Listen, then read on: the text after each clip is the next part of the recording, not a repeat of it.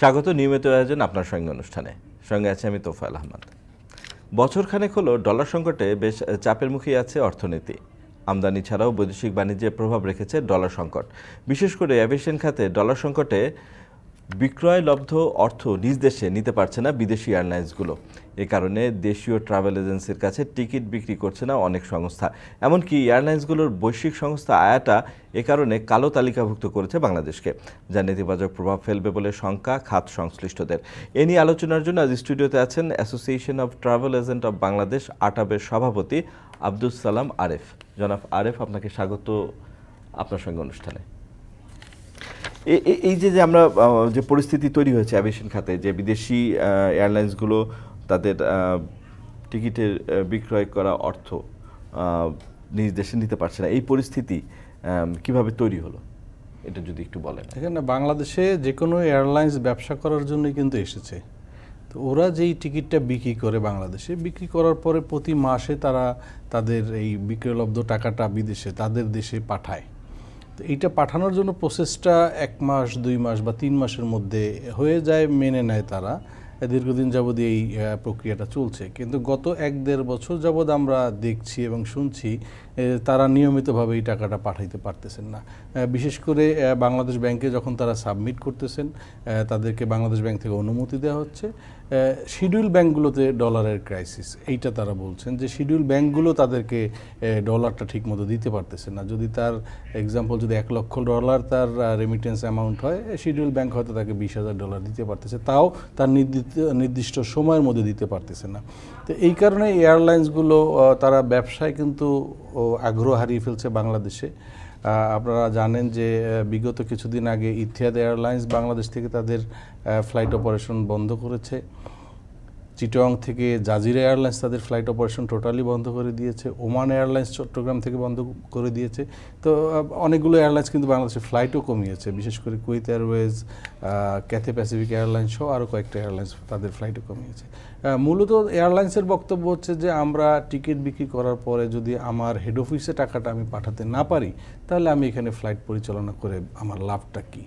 তা আমরা যেটা দেখছি যে আমাদের দেশে এটা বৈশ্বিক একটা অর্থনৈতিক একটা প্রেশার, ইউক্রেন রাশিয়ার যুদ্ধ, মধ্যপ্রাচ্যের যুদ্ধ, বিভিন্ন কারণে একটা মুদ্রাস্ফীতি এবং অর্থনীতিতে একটি ভাটা এখন আমরা লক্ষ্য করছি।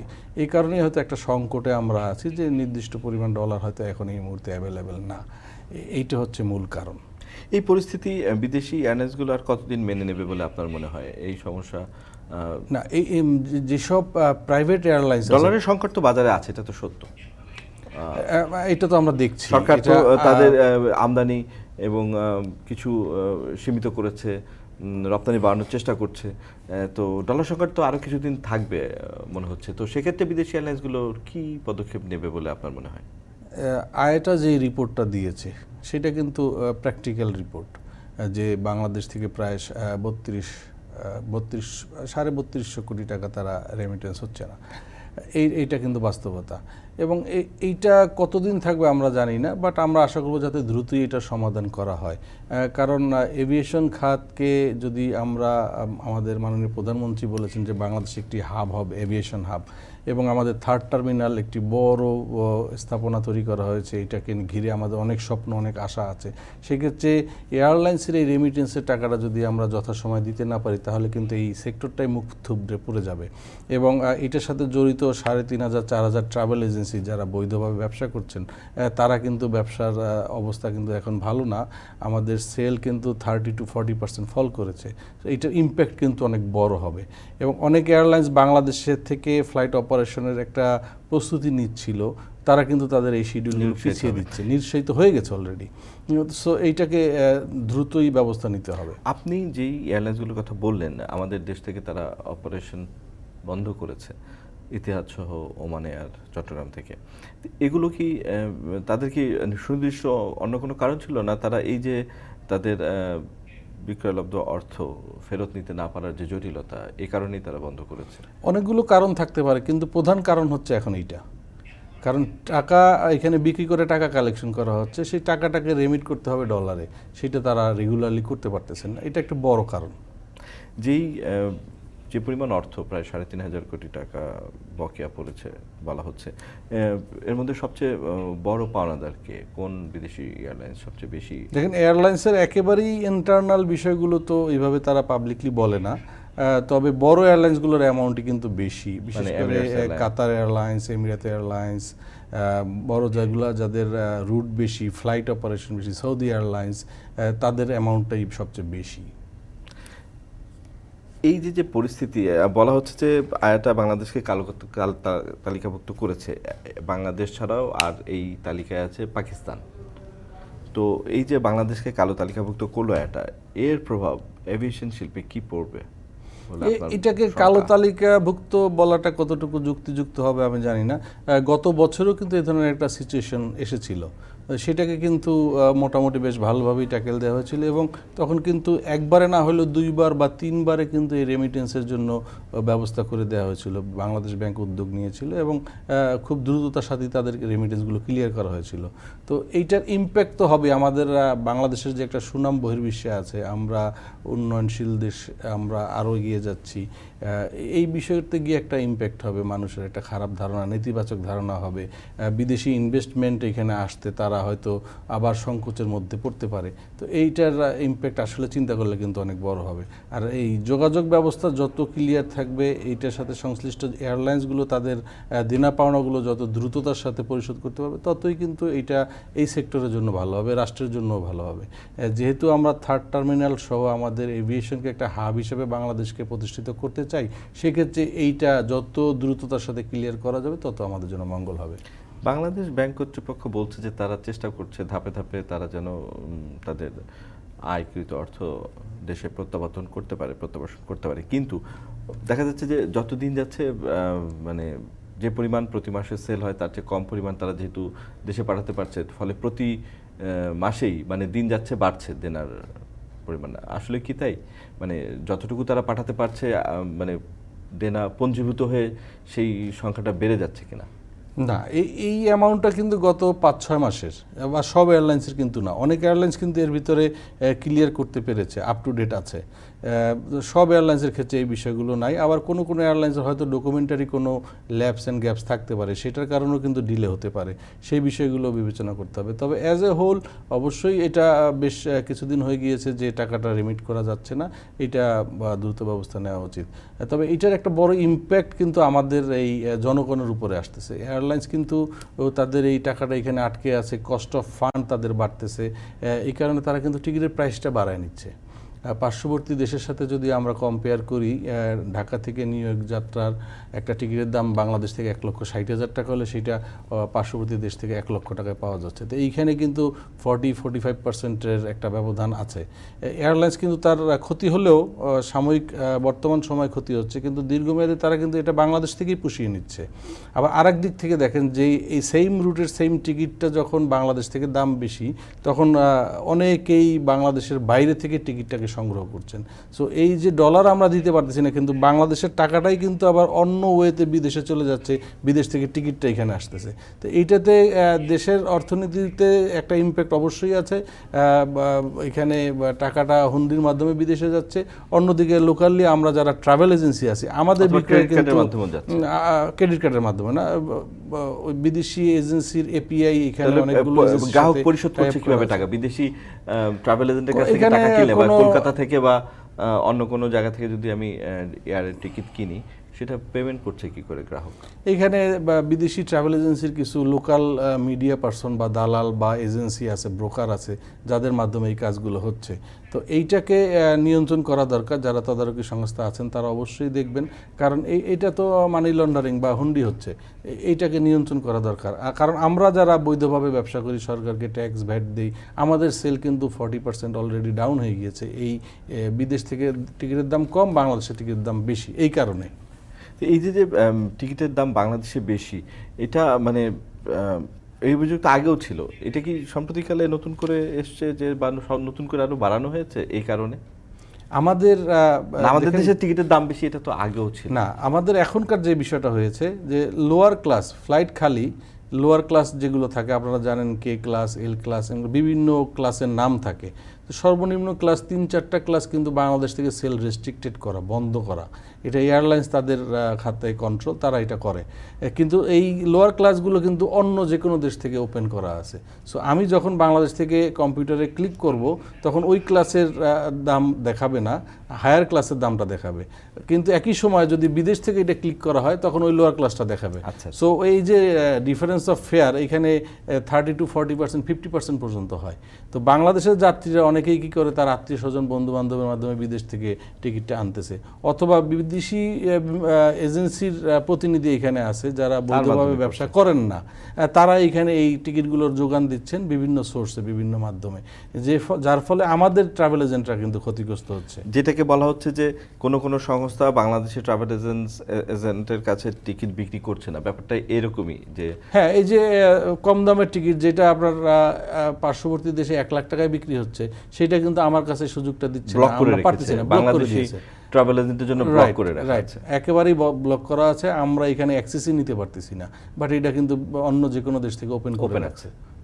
এটা এয়ারলাইন্সেরই একটা পলিসি যে তারা লোকালি টিকিট সেল করলে সেটা হায়ার প্রাইসে সেল করবে, সো দ্যাট তারা ওই যে কম্পেনসেশন, যে কস্ট অফ ফান্ড, দীর্ঘমেয়াদে এখানে টাকাটা ব্লক হয়ে আছে, ওইটাকে তারা অ্যাডজাস্টমেন্ট করতেছে এইভাবে। তো এই যে এইভাবে করার ফলে আপনি বলছেন যে দেশীয় যে ট্রাভেল এজেন্টরা আছে 3 থেকে 3,500 4,000, তাদের ব্যবসায় ব্যাপক ক্ষতি হচ্ছে। একটু ধারণা দিতে পারেন যে আসলে কেমন ক্ষতি হচ্ছে আপনাদের? মানে দেখেন, আমাদের দেশ থেকে আনুমানিক বাৎসরিক প্রায় 40,000 কোটি টাকার টিকিট বিক্রি হয় থ্রু আয়েটা, এবং আয়েটার বাইরেও যেসব নন জিডিএস, নন আয়েটা ক্যারিয়ার আছে, বাজেট ক্যারিয়ার আছে, তাদের টিকিট। তো এগুলো যখন এয়ারলাইন্স দেখে যে তার টাকাটা এখান থেকে রেমিট কষ্ট হচ্ছে, দেরি হচ্ছে, তখন সে এই লোয়ার ক্লাসগুলো বন্ধ করে বা সেল এখান থেকে কমিয়ে দেয়, বাইরের থেকে বাড়িয়ে দেয়। এইটার মাধ্যমে এখন বর্তমান সময়ে প্রায় 40% পর্যন্ত সেল আমাদের ডাউন হয়ে গেছে শুধু এই ভাড়ার ব্যবধানের কারণে। আমাদের অনেকের অফিসেই ক্লায়েন্ট আসে ভাড়াটা কত শোনার পরে তারা বলতেছে যে না ভাই, এটা তো অন্য জায়গায় গেলে কমে পাওয়া যাচ্ছে, অথবা ওয়েবসাইট সার্চ করলে বিদেশি যেই অনলাইন ট্রাভেল এজেন্ট আছে বা বিদেশি পোর্টাল আছে সেগুলোতে কম ভাড়া দেখাচ্ছে, তাহলে আমাদের কাছ থেকে তারা কেন কিনবে? একদিকে তারা মনে করতেছে যে আমরা তাদেরকে ঠকাচ্ছি, টাকা বেশি নিচ্ছি, অন্যদিকে তারা বাইরের থেকে বা অন্য যে কোনো সোর্স থেকে এই টিকিটটা সংগ্রহ করে তারা চলে যাচ্ছে। আবার যারা লোকালি আমাদের কাছ থেকে টিকিটটা কিনতেছেন তারা কিন্তু অনেক বেশি টাকা দিয়ে টিকিটটা কিনতে হচ্ছে। চতুর্মুখী একটা চাপের মধ্যে আমরা ট্রাভেল এজেন্টরা আছি। এখানে বিশ্বাস অবিশ্বাসের একটা বিষয় চলে আসছে, আর্থিক ক্ষতির একটা বিষয় চলে আসছে, আমাদের সুনামেরও একটা ব্যাপার এখানে জড়িত হয়ে গেছে। ধন্যবাদ। আমরা এই নিয়ে আরও আলোচনা করবো। আমাদের একটা বিরতি নেওয়ার সময় হচ্ছে, আমরা একটা বিরতিতে যাচ্ছি। দর্শক, আমরা একটা বিরতিতে যাচ্ছি, আমাদের সাথে থাকুন।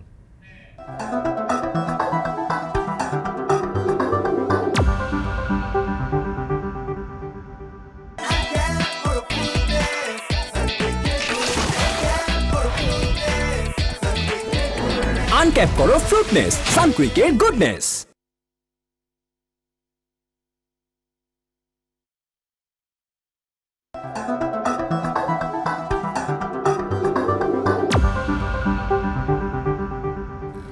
বিরতির পর আবারও ফিরে এলাম আজকের আলাপে। আমরা আলোচনা করছিলাম আটাবের সভাপতি আব্দুস সালাম আরেফের সাথে। জনাব আরেফ, আমরা বিরতিতে যাওয়ার আগে বর্তমান যে সংকট তৈরি হয়েছে সেটা নিয়ে আলোচনা করলাম। আবার এই সংকটের বিপরীতে সম্ভাবনার জায়গাও আছে।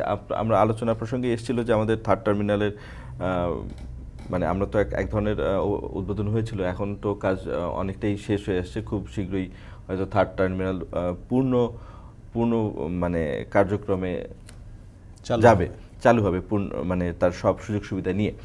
এই যে 3rd টার্মিনাল চালু হচ্ছে, আপনারও একটা চাপের মধ্যে আছেন, তাহলে 3rd টার্মিনালের যে মানে পটেনশিয়ালিটি বা এর যে সুযোগ সুবিধা বা এর ফলে যে অ্যাভিয়েশন খাতকে আরও সামনের দিকে এগিয়ে নেওয়ার যে পরিকল্পনা আমাদের ছিল, সেটা তো মানে কি অবস্থায় দাঁড়াবে? তাহলে মানে চাপে পড়ে আমাদের সেই সম্ভাবনা কতটা আমরা কাজে লাগাতে পারবো কি পারবো না? প্রথমেই বর্তমান সরকারকে আমরা ধন্যবাদ দিতে চাই যে 3rd টার্মিনালের মতো একটি অত্যাধুনিক স্থাপনা এবং এয়ারপোর্ট ম্যানেজমেন্ট তারা চালু করতে যাচ্ছেন। এবং আমরা যতটুকু দেখেছি সেখান থেকে কিন্তু বিদেশের যে কোনো দেশের সাথে যদি আপনি কম্পেয়ার করেন, বাংলাদেশের এই 3rd টার্মিনাল কিন্তু একেবারে তাদের সিমিলার হবে, কোনো ক্ষেত্রেই কম হবে না। এবং যাত্রী সেবা, নিরাপত্তা, এয়ারলাইন্সের এইখানে আসার আগ্রহ, এইটা কিন্তু অনেক আগের চেয়ে অনেক বেশি। তো থার্ড টার্মিনাল চালুর নিউজটা যখন গ্লোবালি এটা সবাই জানলো, বিদেশ থেকে কিন্তু অনেক এয়ারলাইন্স বাংলাদেশে ফ্লাইট অপারেশনের জন্য আগ্রহী হয়েছে। এছাড়া আমাদের দেশের যাত্রীর সংখ্যা কিন্তু আগের থেকে অনেক বেড়েছে, অনেকাংশে বেড়েছে। বিশেষ করে ইউরোপে কিন্তু আমাদের স্টুডেন্ট যাচ্ছে, প্রবাসীরা থাকেন, শ্রমিক যাচ্ছে বাংলাদেশ থেকে। সো ইউরোপের কিছু এবং পর্যটকরাও যাচ্ছে। হ্যাঁ, আমাদের দেশের মানুষের আয় বেড়েছে, অনেক ঘুরতে যাচ্ছে। তো বিদেশি অনেক এয়ারলাইন্স, বিশেষ করে ইউরোপের এয়ারলাইন্সগুলো বাংলাদেশে অপারেশন করার জন্য আগ্রহী আছে।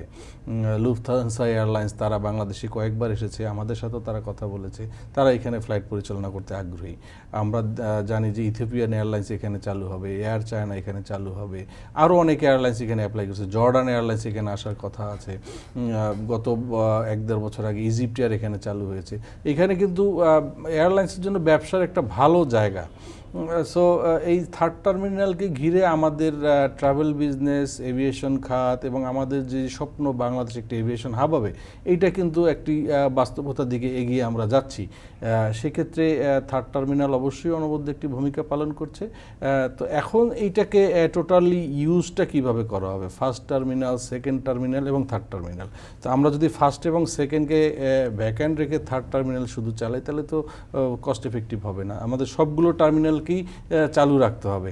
সেক্ষেত্রে এয়ারলাইন্সের পরিমাণ এখানে বাড়াইতে হবে, ফ্লাইটের পরিমাণ বাড়াইতে হবে।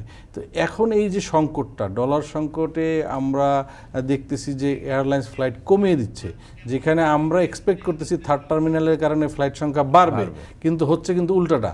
সো আমরা যদি এই সংকটটার সমাধান না করতে পারি, এয়ারলাইন্স কিন্তু তার আগ্রহ হারিয়ে ফেলবে এবং আমাদের এই ইনভেস্টমেন্ট থেকে আমরা রিটার্নটা কিন্তু আদায় করতে পারবো না। সো আমরা অনুরোধ জানাবো কর্তৃপক্ষকে যাতে এই বিষয়টাকে দৃষ্টি দেয় এবং এই এয়ারলাইন্সের যে কোনো রেমিটেন্স সংক্রান্ত সমস্যা যাতে দ্রুত ছাড় দেওয়া হয়, সেই বিষয়ে উপযুক্ত পদক্ষেপ নেওয়া হয়। তো এই থার্ড টার্মিনালের আরেকটি ইস্যু আছে যে বিশেষ করে যাত্রী সেবার প্রসঙ্গটি আসলে কার্গো হ্যান্ডেলিংয়ের ইস্যুটি চলে আসে। কার্গো হ্যান্ডেলিংয়ের বিষয়টি এখনও সুরাহা হয়নি যে কারা করবে। বিমানও আগ্রহী এবং সরকারের একটা সিদ্ধান্ত আছে বিদেশি মানে যোগ্যতা সম্পন্ন বা কম্পিটেন্ট কোনো অর্গানাইজেশনকে এই দায়িত্ব দেওয়া।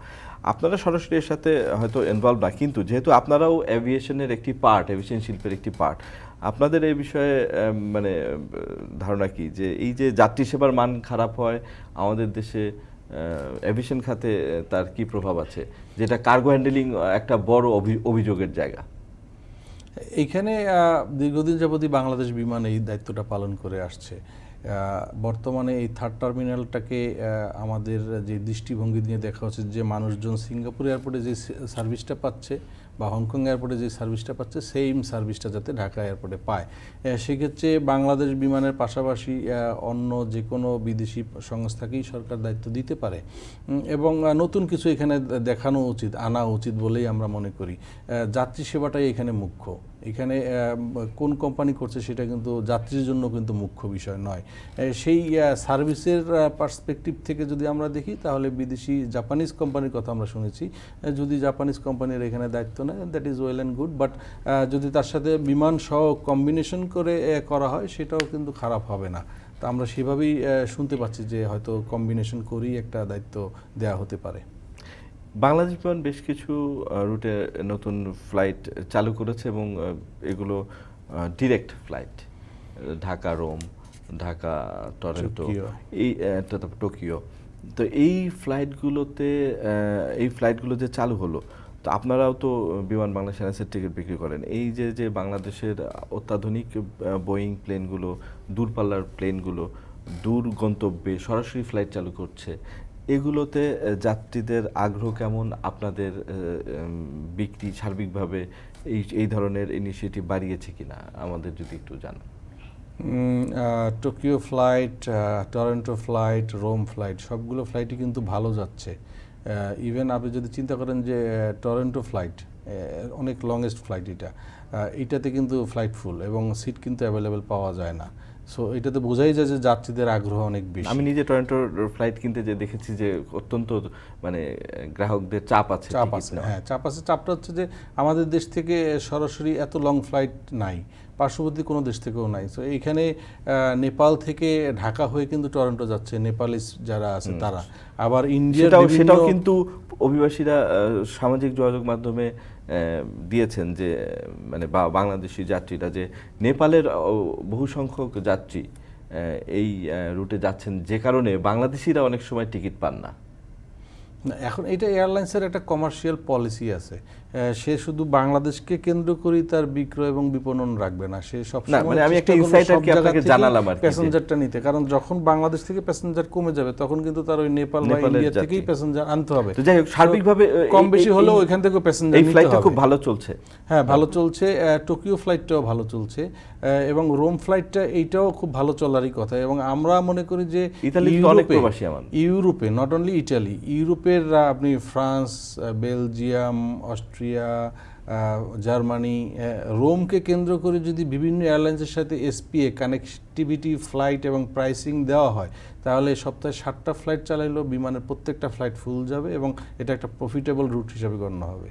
তো এখানে সম্ভাবনা অনেক বেশি, আগ্রহ অনেক বেশি, আমাদের ইউরোপের যাত্রীও অনেক বেশি, ট্যুরিস্ট, স্টুডেন্ট, মেডিকেল, প্রবাসী সব কিছুই কিন্তু এখানে অ্যাভেলেবেল আছে। সো এটা বিমান খুব দূরদর্শী সম্পন্ন সিদ্ধান্ত নিয়েছে এবং আমরা আশা করব আরও অনেক রুট তারা চালু করতে পারবে। আপনার যে এই যে আশা, সেই ক্ষেত্রে এ ধরনের পটেনশিয়াল রুট আর কি হতে পারে, যেমন সিডনি টু ঢাকা এরকম, বা আপনাদের ইনসাইট কি বলে এরকম আর কি আছে যেখানে বাংলাদেশিরা আছে, বা এরকম দূরপাল্লায় মানে সরাসরি উইথাউট ট্রানজিট চালু করা যেতে পারে? প্যারিসে ফ্লাইট চালু করা যেতে পারে। আপনি সিডনির কথা বলেন, সিডনিতে আমাদের প্রবাসী অনেক বাংলাদেশি থাকে, স্টুডেন্টের অনেক মুভমেন্ট আছে, সেখানে করতে পারে। আমাদের নিউ ইয়র্ক ফ্লাইট হওয়ার কথা দীর্ঘদিনের একটা স্বপ্ন, আমাদের আমেরিকার প্রবাসীদের দীর্ঘদিনের একটা দাবি আছে, সেইটা যদি চালু করা যায় তাহলে এই রুটগুলো চালু করলে তো বিমানের জন্য অনেক। আর বিমানের এখন বড় একটা বাজার দীর্ঘদিন যাবতীয় মধ্যপ্রাচ্যে, সেইখানে বিমান কিন্তু অনেকগুলো রুট বাড়িয়েছে। চট্টগ্রাম থেকে তারা দোহা, আবুধাবি, দুবাই, সিলেট থেকে করেছে, মদিনার ফ্লাইট চালু করেছে। তো সব বিমান ইজ ডুইং গুড, বাট এইখানে ম্যানেজমেন্ট লেভেলে আরও কিছু এক্সপিরিয়েন্স লোকজনের দরকার, ঘাটতি আছে, সেটা পূরণ করা দরকার। নতুন কর্মী সেখানে দরকার, সেটার দিকে নজর দেওয়া উচিত। পাশাপাশি ট্রাভেল এজেন্সির জন্য সুযোগ সুবিধা যাতে বিমান কর্তৃপক্ষ আরও বাড়িয়ে দেয় এবং ম্যাক্সিমাম ট্রাভেল এজেন্সি যাতে বিমানের টিকিটটা বিক্রি করতে পারে, সেই বিষয়টা এনশিওর করা দরকার। দেশের সবচেয়ে বড় বিমান পরিবহন সংস্থা হিসেবে বিমান ভালো করলে আপনারাও তো তার বেনিফিশিয়ারি হবেন খুব স্বাভাবিকভাবেই, বিমান যদি ভালো করে। আমাদের প্রবাসী যাত্রী, আপনি শ্রমিক বলেন বা যারা ওইখানে ইউরোপে যারা থাকেন, সবাই কিন্তু চায় ন্যাশনাল ক্যারিয়ারে ট্রাভেল করতে।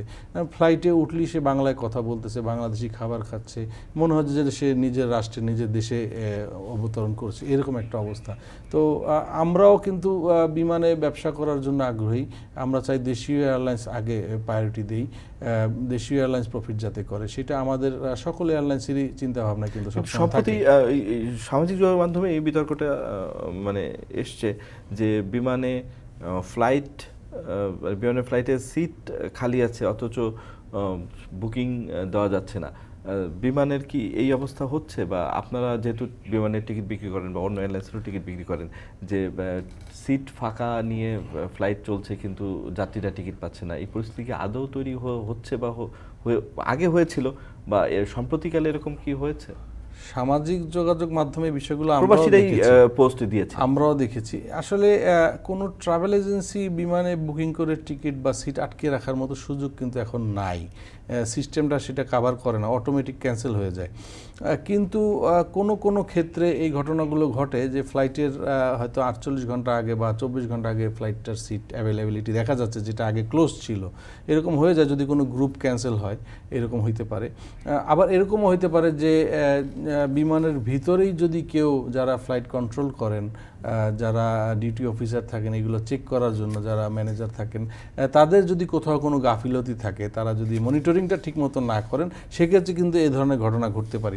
তবে আমরা মনে করি যে এখানে যদি মনিটরিংটা একটু বাড়িয়ে দেওয়া যায়, তাহলে এই ফ্লাইটের আগে সিট নাই কিন্তু ফ্লাইটে উঠলে খালি, এই ঘটনা ঘটবে না। মনিটরিংটা আরও জোরদার করতে হবে।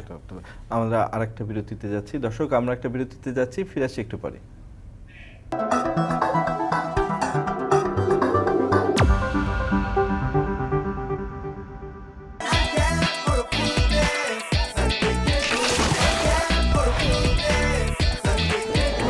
আনক্যাপ করো ফ্রুটনেস সানকুইকের গুডনেস।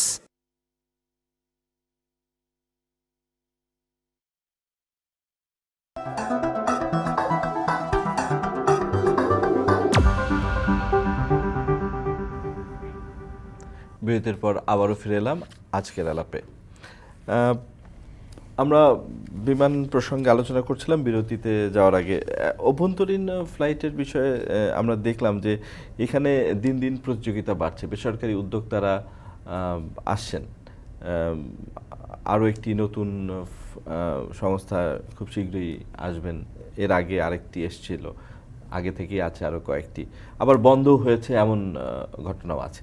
আপনারা মানে অভ্যন্তরীণ রুটের ফ্লাইটে যে প্রতিযোগিতা তৈরি হয়েছে সেটা কি টিকিটের দাম বা আরও হাতের নাগালে এনে দিবে কিনা সেবা বা যাত্রীদের?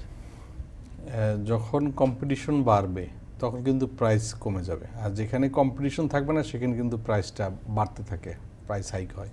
তো নতুন এয়ারলাইন্স আসতেছে, এটাকে আমরা স্বাগত জানাই। এটা আসার ফলে দেশের যাত্রী সাধারণগণ উপকৃত হবেন, কম্পিটিটিভ প্রাইস তারা পাবেন এবং সেবার মধ্যে বিভিন্ন এয়ারলাইন্সের মধ্যে একটি কম্পিটিশন তৈরি হবে, কে কার চেয়ে কত বেশি ভালো সেবা দিতে পারে সেইটা কিন্তু এখন চলে আসবে। আপনারা দেখবেন যে কিছু কিছু বিমান সংস্থা এয়ারপোর্টে প্যাসেঞ্জার টার্মিনাল থেকে ফ্লাইটে নেওয়ার জন্য ভালো মানের গাড়ি দিচ্ছে। ইভেন আমরা দেখলাম যে মার্সিডিস গাড়িও তারা কিন্তু এখানে দিচ্ছে। তো এখানে কিন্তু সার্ভিসের একটা কম্পিটিশন তাদের মধ্যে তৈরি হয়েছে। কাউন্টারে, এয়ারপোর্ট কাউন্টারে গেলে আপনি দেখবেন যে তাদের সুন্দর ডেকোরেটিভ কাউন্টার এবং কার চেয়ে কে দ্রুত সময়ে বোর্ডিং কার্ডটা দিতে পারতেছে, কে দ্রুত সময়ে অনবোর্ড করতে পারতেছে, এইটা কিন্তু তাদের মধ্যে একটা কম্পিটিশন অলরেডি আছে। তো যত এয়ারলাইন্স এখানে বাড়বে এই কম্পিটিশনটা আরও বাড়বে এবং প্রাইস আমরা দেখেন যে ঈদের সময়, কোরবানির সময় বা যে কোনো অনুষ্ঠান, যে কোনো আমাদের যেই বন্ধের ছুটি ছাটার যে বিষয়গুলোতে মানুষজন ভ্রমণ যখন বেশি করে তখন কিন্তু ডোমেস্টিকও প্রাইস কিন্তু বাড়তে থাকে। তো সেক্ষেত্রে যখন নতুন আরেকটি বিমান সংস্থা আসবে তখন কিন্তু অত বেশি বাড়বে না, তখন তাদের মধ্যে একটা কম্পিটিশন থাকবে। সো নতুন এয়ারলাইন্স আসলে সেটা দেশের জন্য, জনগণের জন্য ভালো। তবে একটা বিষয় আছে যে আপনি যেটা বললেন যে বন্ধ হয়ে গিয়েছে, রিজেন্ট এয়ারলাইন্স বন্ধ হয়ে গিয়েছে, তাদের কাছে ট্রাভেল এজেন্সির কোটি কোটি টাকা পাওনা আছে, সেই টাকা কিন্তু আমরা এখনও ফেরত পাই নাই। এইখানে টিকিট আমরা করেছি প্যাসেঞ্জারের জন্য, এয়ারলাইন্স ফ্লাইটটা ক্যান্সেল করে দিয়েছে, এই টিকিটের রিফান্ডটা আমাদের দেওয়ার কথা আমরা যথাসময়ে সাবমিট করেছি, কিন্তু এয়ারলাইন্স তাদের অফিস বন্ধ করে দিয়ে চলে গিয়েছে। এখন তাদের কোনো অফিস নাই, কন্ট্যাক্ট কোনো পার্সন নাই, আমরা এই টাকাগুলো ফেরত পাচ্ছি না। সেক্ষেত্রে কর্তৃপক্ষের কাছে আমাদের অনুরোধ থাকবে অবশ্যই যাতে যে কোনো বিমান সংস্থার কাছ থেকে একটি নির্দিষ্ট পরিমাণ জামানত তারা রাখেন এবং কোনো এয়ারলাইন যদি তাদের ফ্লাইট বাংলাদেশে গুটিয়ে দেয় বা বন্ধ করে তাদের ফ্লাইট পরিচালনা, সেক্ষেত্রে অ্যাটলিস্ট যাতে আটাবের সাথে যোগাযোগ করে যে আটাবের কোনো সদস্য বা কোনো ট্রাভেল এজেন্সি কোনো দেনা পাওনা এখানে আছে কিনা সেইটা নিষ্পত্তি না হওয়া পর্যন্ত তাদেরকে যাতে ফ্লাইট ক্লোজের ছাড়পত্র দেওয়া না হয়। কারণ আমরা SME, small and medium entrepreneur, আমাদের তো কোটি কোটি টাকা এখানে এয়ারলাইন্স নিয়ে যাবে, সেটা পরে আমরা সাস্টেইন করা কিন্তু আমাদের জন্য ডিফিকাল্ট। সো একটা ব্যাংক গ্যারান্টি হোক বা একটা জামানত হোক, সেইটার মাধ্যমে যাতে নতুন এয়ারলাইন্সকে ছাড়পত্র দেওয়া হয়। তো এই যে এখন যে ফেয়ার আছে এটা ভবিষ্যতে আরও রিভিউ হওয়ার সুযোগ আছে কিনা? মানে আমি তো বললাম, আপনি একটা সময় খেয়াল করবেন যে ঢাকা থেকে চট্টগ্রামের বিমান ভাড়া ছিল 1000 টাকা, 1500 টাকা, আপনার মনে আছে কিনা, আজ থেকে 10 বছর আগে। তখন বাংলাদেশ বিমান, রিজেন্ট, ইউনাইটেড, নভোএয়ার, ইউএস বাংলার কয়েকটা এয়ারলাইন্স থাকার কারণে হিউজ কম্পিটিশন ছিল এবং ঢাকা চট্টগ্রাম বা ঢাকা সিলেটের টিকিটের দাম ছিল 1500 টাকার মধ্যে। তো এই যে এইখানে যদি আবার নতুন এয়ারলাইন্স আসে অবশ্যই একটা কম্পিটিশন হবে, প্রাইসিংয়েও কম্পিটিশন হবে, টিকিটের মূল্য কমবে, জনগণ এই সুবিধাটা পাবে বলে আমরা মনে করি। তো এই তো গেল অভ্যন্তরীণ রুটের কথা। এখন বাট এখানে আরেকটা বিষয় আছে যে কম্পিটিশন হলো সেটা যাতে আনহেলদি কম্পিটিশন না হয়, অতিরিক্ত কম্পিটিশনের চাপে যাতে কোনো এয়ারলাইন্স বসে না যায়, তারা যাতে লোকসানে না পড়ে। কারণ এয়ারলাইন্স যদি বসে যায়, লোকসান হয়, তাহলে কিন্তু আবার ওই সাফারার জনগণই হবে, তখন কিন্তু টিকিটের দামটা আবার বাড়বে। এই যে একটা সময় রাষ্ট্রীয় বিমান সংস্থা মানে বিমান বাংলাদেশ এয়ারলাইন্স এককভাবেই বিদেশে ফ্লাইট পরিচালনা করতো এবং সে সবচেয়ে বড় বিমান পরিবহন সংস্থা, এখনও তাই আছে। কিন্তু আমরা সাম্প্রতিককালে দেখলাম যে প্রাইভেট বিমান সংস্থাগুলো বিমানের প্রতিদ্বন্দ্বী হয়ে উঠছে। অনেকের এয়ারক্রাফট বাড়িয়ে বিমানের মানের না হোক সংখ্যার দিক থেকে তারা বিমানকে ছাড়িয়ে গেছে।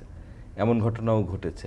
এই যে প্রাইভেট বিমান পরিবহন সংস্থাগুলো এতটা উন্নতি আমরা এর আগে কখনো দেখিনি, সেটা আপনাদের ট্রাভেল এজেন্সিগুলোর ব্যবসায় কতটা, একটা সময় তো বিমান বেশি কন্ট্রিবিউট করতো বা আপনাদের ব্যবসায়, সেক্ষেত্রে বাংলাদেশি প্রাইভেট বিমান সংস্থাগুলো ভালো করছে, সেটার প্রভাব আপনাদের ব্যবসায় কতটুকু পড়েছে?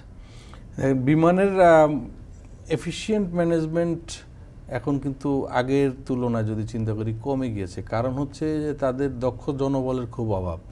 তাদের কাছে এয়ারক্রাফট আছে, বিভিন্ন দেশে তাদের অ্যাক্সেস আছে নতুন রুট চালানোর জন্য, কিন্তু তারা ওইটাকে চালাতে পারতেছে না, কী কারণে আমরা জানি না। তাদেরকে টপকিয়ে এখন প্রাইভেট এয়ারলাইন্স উঠে আসতেছে। এটা তো বিমানের জন্য আসলে একটি হুমকিও বলা যায়। কারণ লং রানে গিয়ে তারা যদি একটা প্রাইভেট এয়ারলাইন্সের সাথে কম্পিটিশনে পড়তে হয়, এই দীর্ঘ এই 40-50 বছরের বয়সী একটা এয়ারলাইন্স যদি এই 10 বছরের পুরনো একটা এয়ারলাইন্সের সাথে কম্পিটিশন করতে হয়, ভেরি দুঃখজনক এটা। তবে প্রাইভেট সেক্টরকে আমরা স্বাগত জানাই। প্রাইভেট সেক্টর আসছে, এর দেশের জনগণই উপকৃত হচ্ছে। ট্রাভেল এজেন্সির আরেকটা এয়ারলাইন্স সেল করার জন্য তারা পাচ্ছে, এটা কিন্তু ট্রাভেল এজেন্সির জন্য কোনো লসের কোনো বিষয় নয়, ট্রাভেল এজেন্সির জন্য লাভই। বরঞ্চ একটা এয়ারলাইন্সের জায়গায় আরেকটা এয়ারলাইন্স যদি আরও একটা এয়ারলাইন্স ইন্টারন্যাশনালের অনুমোদন পায়, সেটাও কিন্তু আমাদের দেশের জন্য, জনগণের জন্য, ট্রাভেল এজেন্সির জন্য, সবার জন্যই ভালো হবে এবং বিমানের জন্য ভালো হবে। বিমানও তার এফিসিয়েন্সি আগের চেয়ে আরও বাড়াতে পারবে, তাদের দক্ষতা, তাদের সেবার মান আরও উন্নত করতে পারবে। সো কম্পিটিশন থাকাটা ভালো। বাংলাদেশ বিমানের যারা যাত্রী, তাদের একটি বড় সংখ্যক হচ্ছে প্রবাসী কর্মী আমাদের দেশের। তো বিমান কি মানে তার মানে ফ্লাইট পরিচালনায় এই প্রবাসীদের যথাযথভাবে টার্গেট করতে পেরেছে, মানে বা তাদের সুযোগ সুবিধার চিন্তা করে তারা যেহেতু আয়ের একটি বড় অংশ বিমানের, বা বিমানের যাত্রী সংখ্যার একটি বড় অংশ, অনেক সময় অভিযোগ শোনা যায় যে যারা রেমিটেন্স আয় করেন তাদের যথাযথ সম্মান বা যথাযথ ব্যাপারটা, মানে যথাযথ সম্মান পাওয়ার ব্যাপারটাই বিমানবন্দর এবং বিমান, সেখানে তারা পান না। সেগুলো অনেকে আগ্রহী, অনেকে অন্য এয়ারলাইন্সে ভ্রমণ করতে আগ্রহী। ওইটাই যেটা হচ্ছে, আমরা যেমন ইটালিতে দেখলাম যে ইটালি থেকে বাংলাদেশে আসার সময় যে যাত্রীরা আসবেন, তাদেরকে ফোকাস করা, তাদের ডিমান্ডটা কী। তাদের ডিমান্ড হচ্ছে আসার সময় তাদের মালপত্র একটু বেশি থাকে, বিমান যাতে কিছু ব্যাগেজটা বাড়িয়ে দেয় কেজি, সেইটা একটা ডিমান্ড আছে। ভাড়া একই সময় যদি বাংলাদেশ বিমান 800 ইউরো নেয়, এমিরেটসও যদি 800 ইউরো নেয়, তখন অনেক ক্ষেত্রে দেখা যাবে যে এমিরেটস এয়ারলাইন্সের দিকেও তারা চলে যেতে পারে। কারণ এমিরেটসের যে একটা গুডউইল আছে এবং দীর্ঘদিনের তাদের যে আসা যাওয়ার যে একটা নিরাপত্তার যে বিষয়গুলো, তারা প্যাসেঞ্জারদেরকে আশ্বস্ত করে, অনেক কিছু চিন্তা ভাবনা করে, বা তাদের ফ্লাইটের সংখ্যা বেশি, ফ্লাইটের টাইমিংটা ভালো, এই বিষয়গুলো কিন্তু প্রবাসীরা খুব ফলো করে। সো বিমানকে কম্পিটিটিভ হইতে হবে প্রাইসিংয়ে, এবং সুযোগ সুবিধা দেওয়ার ক্ষেত্রে বেশি সুবিধা দিতে হবে তার এই বাজারটা ধরে রাখার জন্য। এবং সম্মানের যে জায়গাটা আপনি বললেন, ক্যাটারিং ফুডের যে জায়গাটা আছে, সেইখানে অবশ্যই তার অন্য এয়ারলাইন্সের সাথে আন্তর্জাতিক মানসম্পন্ন ফুড এবং সার্ভিস দিতে হবে, এটার কোনো বিকল্প নাই। আচ্ছা, তো আমরা আবারও একটা বিরতিতে যাচ্ছি, বিরতিতে এসে আমরা বাকি আলোচনা শেষ করবো। দর্শক, আমরা একটা বিরতিতে যাচ্ছি, আমাদের সাথেই থাকুন।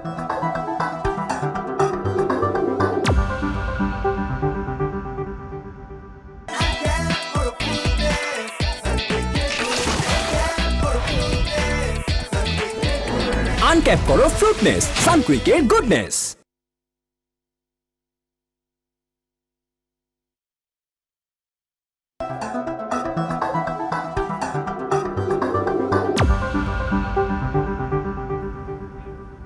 বিরতির পর আবার ফিরলাম আজকের আলোচনায়।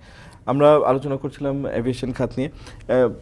এই যে বাংলাদেশে আমরা শুরুতে যে আলোচনা করেছিলাম যে আমাদের টিকিটের দাম বেশি দামে কিনতে হচ্ছে আমাদের গ্রাহকদের, বিশেষ করে বিদেশি এয়ারলাইন্সগুলো, তারা বাংলাদেশে তাদের টিকিট বা সস্তা টিকিটগুলো বাংলাদেশি ট্রাভেল এজেন্টদের দিচ্ছে না।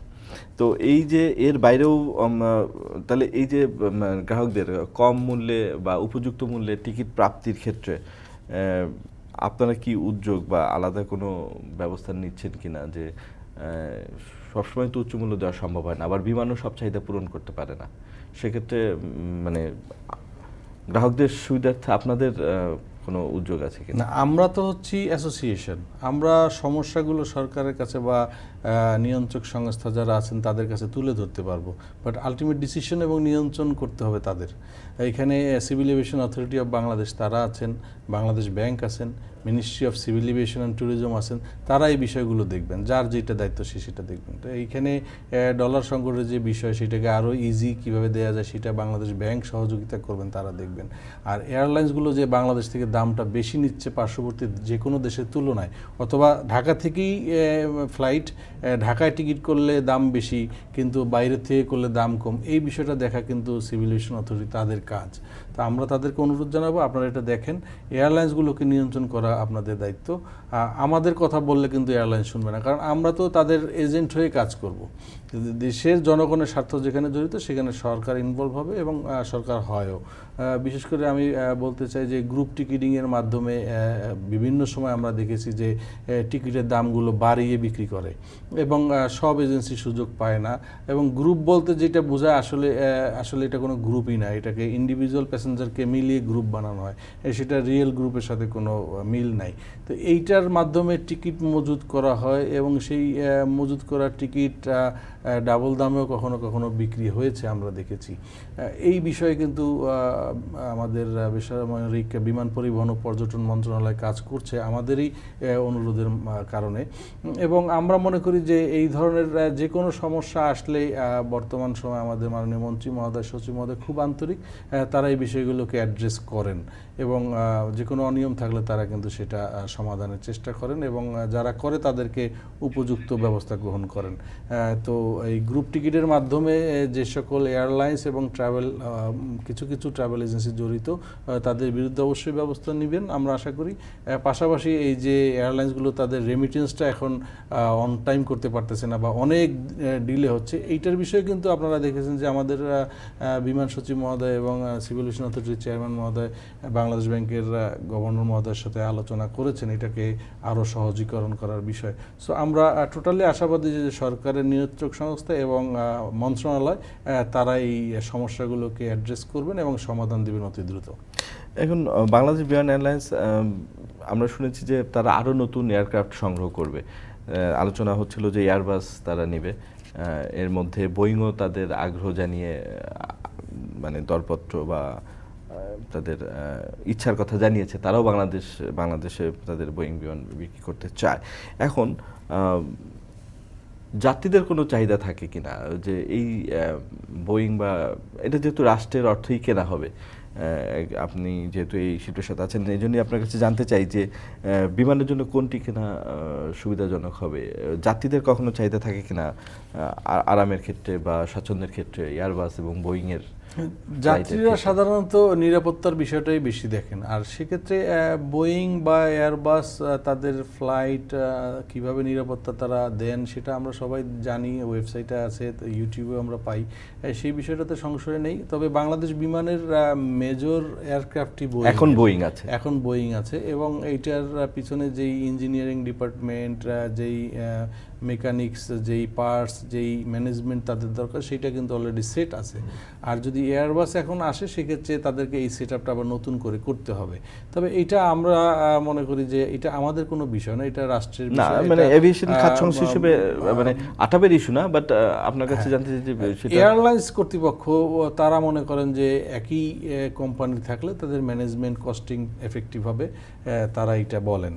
তবে আমাদেরকে এই ক্ষেত্রে কোনো চয়েস নেই, যাত্রীদেরও তেমন কোনো বক্তব্য থাকে না, কমফোর্ট এবং সেফটি, সেক্ষেত্রে এয়ারবাস এবং বোয়িং তাদের কাছে ইস্যু না। কিন্তু বোয়িং এর অনেক নিরাপত্তা সংক্রান্ত বিতর্ক ইদানিং গণমাধ্যমে এসছে এবং তাদের একটি সিরিজের বিমান তারা বিক্রি বন্ধও করেছে, এটা নিয়ে এক ধরনের উদ্বেগ আমাদের দেশে হয়তো কম, কিন্তু ইউরোপ আমেরিকায় অনেকেই বোয়িংয়ে চড়তে স্বচ্ছন্দ বোধ করছেন না সম্প্রতিকালে, আপনি দেখেছেন নিশ্চয়ই সেটা গণমাধ্যমে। সেক্ষেত্রে এয়ারবাসের সাথে তো ফ্রান্সের প্রেসিডেন্ট মহোদয় যখন বাংলাদেশে আসলেন একটা চুক্তি আমরা দেখেছি হয়েছে, সেই চুক্তির আলোকে যদি এয়ারবাস থেকে 10-20টা এয়ারক্রাফট কেনা হয় অবশ্যই সরকার সেটা করতে পারে, বিমানও সেটা সানন্দে গ্রহণ করবে এবং দুই ধরনের এয়ারক্রাফট থাকলেও একটা যেটা বললেন যে সেফটি এক ধরনের অনেক এভিয়েশন বিশেষজ্ঞ বলেন যে মিশ্রণ থাকা ভালো, ব্যালেন্স থাকবে। তো সব মিলিয়ে স্মার্ট বাংলাদেশ উপযোগী এভিয়েশন খাত হতে আর কোন কোন জায়গায় বাধা দেখছেন? আমরা তো বেশ কিছু বাধা এবং বেশ কিছু সুযোগ সুবিধা নিয়ে আলোচনা করলাম। এখন স্মার্ট বাংলাদেশ উপযোগী এভিয়েশন খাত হতে তো আমাদের তৈরি করতে হবে, যেহেতু আমরা থার্ড টার্মিনাল একটি মানে আন্তর্জাতিক মান বা সিঙ্গাপুরের আদলে একটি বিমানবন্দর তৈরি করেছি, খুব শীঘ্রই সেটা পূর্ণ কার্যক্রমে যাবে। আর কি কি বাধা আছে যেগুলো আপনাদের আমাদের সাথে আপনাদের দাবি থাকবে যে এই বিষয়গুলো সমাধান করার জন্য? আমাদের যাত্রীর সংখ্যা কিন্তু দিন দিন বাড়ছে। 5 বছর আগে 10 বছর আগের যেই যাত্রী সংখ্যা ছিল এখন কিন্তু তার দ্বিগুণ। আজ থেকে 10 বছর পর কিন্তু আবার দ্বিগুণ হয়ে যাবে। তো আমাদের যেই এয়ারপোর্ট আছে সেটার ক্যাপাসিটি কিন্তু সেটা নাই। আপনি থার্ড টার্মিনাল করে হয়তো কিছু যাত্রী সেবা দিতে পারবেন, কিন্তু রানওয়ে তো বাড়াতে পারতেছেন না। রানওয়ে তো একটাই, হয়তো অল্টারনেট আরেকটা রানওয়ে হবে, কিন্তু সেটা তো একই সাথে 2টা রানওয়ে অপারেট করা যাবে না। আমরা মনে করি যে আগামী 10 বছরের চিন্তা যদি এখন থেকে আমরা না করি, একটা নতুন এয়ারপোর্টের উদ্যোগ যদি নেওয়া যায়, সেটা একটা পজিটিভ সাইন হবে। যেহেতু আমরা এটাকে দক্ষিণ এশিয়াতে আমরা একটা এভিয়েশন হাব হিসেবে কল্পনা করছি, সেক্ষেত্রে আর একটা এয়ারপোর্ট ঢাকা বা ঢাকার পার্শ্ববর্তী অঞ্চলে হওয়া খুবই জরুরি, এবং সেটার সাথে ক্যাপিটাল সিটি সহ অন্যান্য শহরের সাথে একটা সুন্দর যোগাযোগ ব্যবস্থা এবং খুব কুইকেস্ট যোগাযোগ ব্যবস্থা করা যায় থ্রো ট্রেন, বাস, বিভিন্নভাবে। এইটা কিন্তু এফেক্টিভ হবে, এবং এই সেবার সাথে যেই বিশাল সংখ্যক জনগোষ্ঠী জড়িত তাদেরকে আরও দক্ষতা উন্নয়নের জন্য এখানে কাজ করা দরকার। ট্রেনিং সেন্টার, ইউনিভার্সিটি এবং যেই খাতে আমাদের ট্রেনিং দরকার সেগুলোকে ট্রেনিং করার জন্য পর্যাপ্ত ট্রেনিংয়ের ব্যবস্থা করার প্রয়োজনীয়তা আছে বলে আমরা মনে করি। এক্ষেত্রে আমরা আটাপ থেকে আমরা এয়ার টিকিট বুকিং অ্যান্ড রিজার্ভেশনের উপরে একটা ট্রেনিং আমরা করাই। পাশাপাশি টেকনিক্যাল যে বিষয়গুলো আছে সেগুলো তো আর আমাদের ইয়েতে আসে নাই এখনও, সেইটা নিয়ে সরকার একটি ইউনিভার্সিটি করতে পারে। আমরা হয়তো আমাদের বেসরকারি খাত থেকে ভবিষ্যতে আমাদের একটি প্ল্যান আছে, আমরা ইউনিভার্সিটি করার একটা প্ল্যান আমরা করব। তো ওভারঅল হচ্ছে যে আমাদের যেই আন্তর্জাতিক এয়ারপোর্টগুলো আছে চট্টগ্রাম, সিলেট, সেইখানে ক্যাপাসিটি আরও বাড়ানো, রানওয়ের সংখ্যা আরও বাড়ানো, এবং আরও ইন্টারন্যাশনাল এয়ারপোর্ট কীভাবে বাড়ানো যায় সেই দিকে ব্যবস্থা নেওয়া।